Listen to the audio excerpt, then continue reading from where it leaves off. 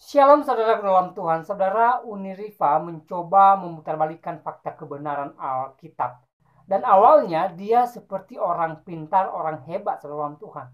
Tetapi tidak terduga ketika Elia Miron memberikan jawaban atas pernyataannya, maka apa yang terjadi? Uniriva hanya bisa terdiam. Nah, saudara dalam Tuhan, mari kita melihat videonya. Oke, teman-teman, ini sangat blunder juga ya saya katakan. Kenapa? Pertama, saya tadi mengajak Elia untuk membahas janji sunat itu, korelasinya dengan keselamatan. Elia membawa Abraham di awal. Saya sebenarnya temanya kan transmisi kitab suci, tapi akhirnya kita menuju kepada wahyu dari Abraham. Abraham di situ dinyatakan bahwa janji itu adalah janji tentang sunat, di mana janji dua arah. Bahkan kalau tidak dilakukan akan dimusnahkan dari bangsa-bangsa. Ternyata poin penting saya adalah bantahan terhadap Elia bahwa janji itu ditunaikan bukan hanya untuk keturunan Abraham, karena orang yang dibeli Abraham pun ikut including di dalam itu. Itu poin saya yang tidak ditanggapi oleh Elia. Dan di mana di situ korelasinya dengan keselamatan yang Yesus akhirnya menjadi seorang penyelamat bagi Elia dan orang-orang Kristen lainnya. Itu yang menjadi pertanyaan bagi saya. Nah, kalau kita lihat apakah tidak ada nabi di Bani Israel? Justru dalam kitab Perjanjian Baru ada nabi di luar Bani Israel itu. Di dalam kisah para rasul pasal ke-30 ya, ayat pertama, pada waktu itu dalam jemaat di Antioquia ada beberapa nabi dan pengajar, yaitu Barnabas, Simeon, disebut Niger, dan Lukius orang Kirene. Nah, dan Manahem diasuh bersama dengan raja wilayah Herodes. Nah, di sini ada nabi, setelah Yesus lahir pun ada nabi, masih ada nabi, teman-teman. Nah, dan ini yang saya katakan, Hagar itu diusir bukan karena, ini saya katakan ya, ini mohon maaf, konsekuensi menjatuhkan Tuhan yang sangat rasis. Ketika Sarai melihat Hagar bermain dengan Ishak, Sarai tidak mau berbagi warisan dengan Ismail. Itu poin pentingnya juga, teman-teman harus baca dalam kitab Kejadian. Disitulah Sarai mengusir Hagar dengan Ismail karena Sarai tidak mau berbagi warisan. Dan Tuhan menurut iman Kristiani dan Yahudi membenarkan ketidakmauan Sarai berbagi warisan dengan Ismail. Sementara bilangan pasal 21, kalau tidak salah ayat 15 tentang hak kesulungan anak. Hak kesulungan anak dari istri yang tidak dicintai tidak boleh digantikan dengan istri yang tidak dicintai, dengan istri yang dicintai.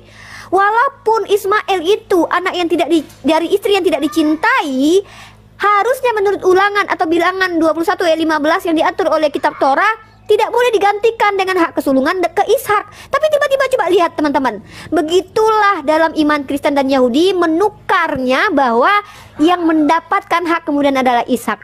Padahal dalam kitab mereka sendiri diatur hak kesulungan anak.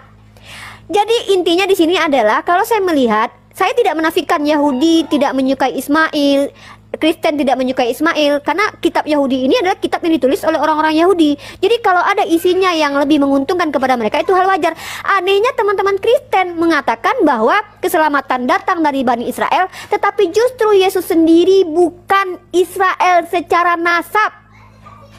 Yesus adalah anak seorang wanita Israel. Buktinya kalau wanita tidak bisa menjadi nasab, Yakub itu punya 13 anak. Kenapa yang disebut Bani Israel hanya 12 orang? Kenapa Dina tidak disebut sebagai Bani Israel? Karena dia perempuan.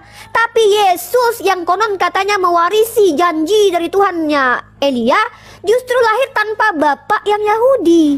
Tapi kalau kita lihat silsilahnya, dipaksakan silsilahnya dari bapak tirinya, yaitu Yusuf.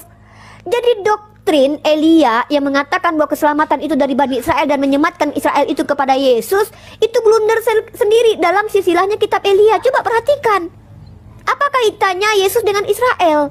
Kalau memang nasab itu bisa kepada seorang wanita, kenapa Dina tidak dikatakan Bani Israel? Kenapa 12 suku saja Bani Israel, sementara ya aku punya anak 13?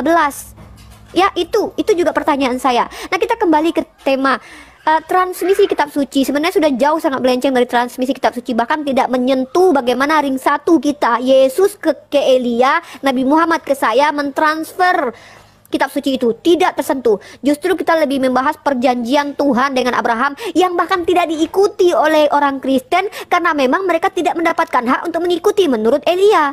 Padahal di dalam iman Kristen, di dalam iman Yahudi, saya sudah tunjukkan sebagai bentuk keadilan Hashem juga menyelamatkan bangsa lain, bahkan mengutus nabi dari non Israel seperti Bileam. Saya sudah kasih contoh Bileam, nabi non Israel. Bangsa lain juga diutus menurut tradisi orang-orang Yahudi. Kalau Elia sebagai Kristen menolak itu, ya kan itu doktrin asumsi teologinya Kristen. Nggak mungkin juga mereka sepakati semua yang dipahami oleh orang Yahudi. Masalahnya saya membawa literatur teman-teman ya, bahwa ketika Tuhan hanya menyelamatkan Bani Israel, ini konsekuensinya Tuhan itu rasis. Makanya di dalam Bamidbar 20 nomor 1 tadi, sebagai bentuk keadilan Hashem juga mengutus nabi untuk non-Yahudi. Itu menurut mereka, Yahudi mengakui seperti itu. Nah, begitu juga dengan nabi yang dari Kirene ini, juga ada di dalam kitabnya Perjanjian Baru sendiri, Kisah Para Rasul. Nah, jadi saya bingung dengan Elia ini. Standing point Elia mengatakan bahwa keselamatan itu datang dari Bani Israel. Sementara Yesus itu tidak bisa dikatakan Bani Israel karena dia bukan anaknya Bani Israel. Karena nasab itu dari laki-laki, bukan dari perempuan. Sementara silsilah dalam kitab PB itu justru dari bapak tirinya yang tidak ada kait-mengait dengan Yesus. Mungkin itu saja. Terima kasih. Nah, tadi mengatakan mengenai sunat itu, lagi-lagi sebenarnya saya harus katakan poinnya itu tidak didapat. Karena memang sunat itu adalah tanda, betul. Kalau tadi Uni menggunakan Kejadian 17 ayat 7, itu tidak melegitimasi bahwa itu diberikan kepada bangsa lain. Tuhan sendiri sudah menolak itu. Tuhan sendiri mengatakan bahwa perjanjianku akan kutetapkan dengan Isa. Jadi janji itu hanya untuk Isa. Kalau ini mengatakan dari hal-hal ini, dari ayat 7, seisi rumahmu dan lain-lain, itu karena Abraham itu mempengaruhi orang-orang yang ada di rumahnya sebagai orang yang dipilih Tuhan. Ya termasuk Ismail ya pasti. Tetapi janji mengenai apa yang Tuhan mau berikan itu hanya diberikan bagi Ishak. Jadi kalau ini tadi katakan Ismail juga diberikan, itu tidak relevan ya. Nah, kemudian nabi di Perjanjian Baru juga ada nabi. Pertanyaan saya, apakah nabi di Perjanjian Baru yang disebut nabi itu adalah nabi dalam peraturan Taurat? Tentu tidak. Jadi kalau Uni mengatakan setelah Perjanjian Baru pasti ada nabi. Kalau mungkin Uni mengatakan bahwa nabi kami itu juga adalah nabi, itu tidak terhitung sebagai nabi di dalam hukum Yahudi karena dia tidak ditabiskan. Ya? Jadi Perjanjian Baru, kalau Uni mengatakan oke, dia tidak ditabiskan, dia harus karena dia adalah nabi baru, ya harusnya dia mengikuti peraturan Kristus dari para rasul. Begitu. Nah, yang ketiga mengenai Yesus yang adalah bukan Israel. Pertanyaan saya, adakah catatan sejarah atau catatan yang Alkitabiah di dalam kanon yang menyangkal keyahudian Kristus? Ingat, kalau dia bukan orang Yahudi, dalam pemahaman orang Yahudi tidak mungkin dia dipanggil sebagai rabi.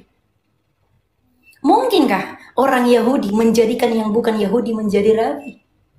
Yesus itu orang Yahudi, maka dia disebut sebagai rabi. Jadi kalau Uni mengatakan Yesus itu tidak sah karena dia itu sebenarnya bukan orang Yahudi, orang Yahudi mengakui dia sebagai rabi.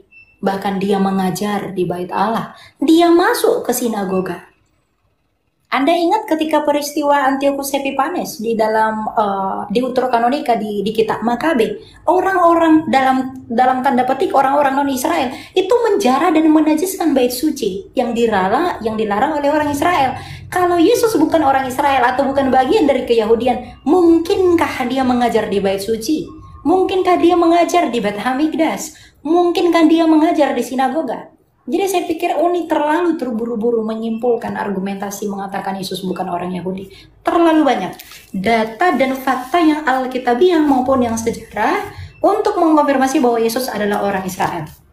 Nah, bagaimana janji itu dipenuhi di dalam Kristus? Ini saya komparasi begini.